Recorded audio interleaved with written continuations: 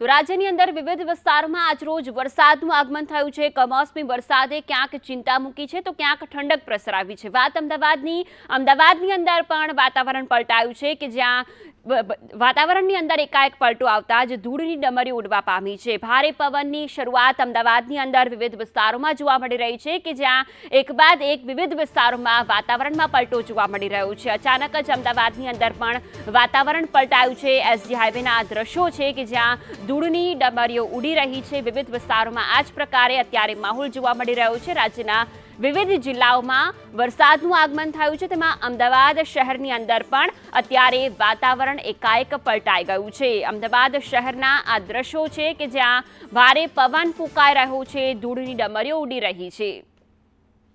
આગાહીના પગલે એકાએક વાતાવરણમાં પલટો જોવા મળ્યો છે, સાથે જ ધૂળની ડમરીઓ એટલી હદે ઉડી રહી છે કે વાહન ચાલકોને પણ હાલાકીનો સામનો કરવો પડે તેવા પ્રકારની સ્થિતિ અહીંયા ઊભી થઈ છે। ધૂળની ડમરીઓ દૂર દૂર સુધી ઉડતી નજરે છે તે પડી રહી છે।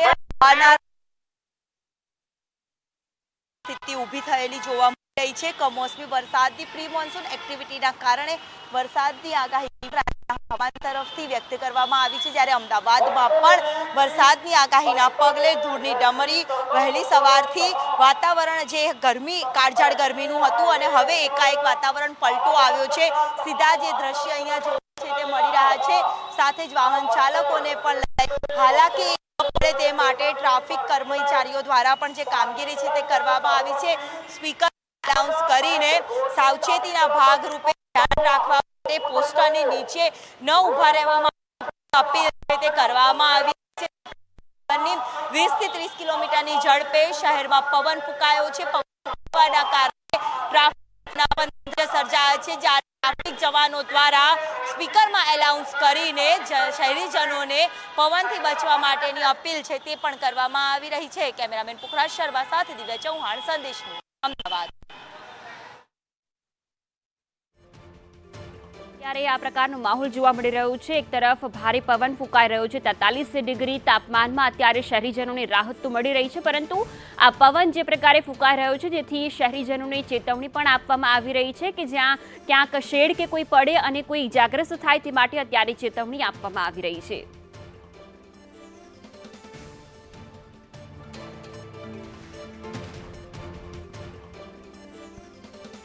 અમદાવાદ સહિત રાજ્યના વિવિધ વિસ્તારોમાં આ જ પ્રકારે વાતાવરણ પલટાયું છે અને ધૂળની ડમરીઓ સાથે વરસાદી માહોલ ઊભો થયો છે। કમોસમી વરસાદ ક્યાંક વરસ્યો છે, ક્યાંક કરા સાથે ભારે પવન ફૂંકાયો અને વરસાદનું આગમન થયું, ક્યાંક ધીમી ધારે વરસાદ નોંધાયો।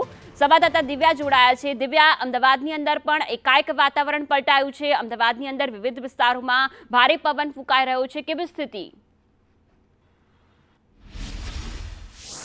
ફાલ્ગુની, અમદાવાદ શહેરમાં એક પવન ફૂંકાવાની શરૂઆત થઈ હતી અને રાજ્યના વાતાવરણમાં પણ જે પ્રકારે પલટો આવ્યો તેની સીધી જ અસર અમદાવાદ શહેરમાં પણ વર્તાઈ છે। અમદાવાદ શહેરના આવી રહી છું કે જે અમદાવાદમાં પવન ફૂંકાવાના કારણે ક્યાંક ટ્રાફિક જામના દ્રશ્ય સર્જાયા તો ક્યાંક ભારે પવનના કારણે વાહન વ્યવહાર ખોરવાયો હતો, તો કેટલાક સ્થળોએ લોકોએ નીચે ઊભા રહેવું પડે, પવન ઓછો થાય જે બાદ નીકળવું પડે બહાર, તેવી સ્થિતિ પણ જોવા મળી હતી। ભારે પવનના કારણે જનજીવન પર પણ માઠી અસર પડી છે।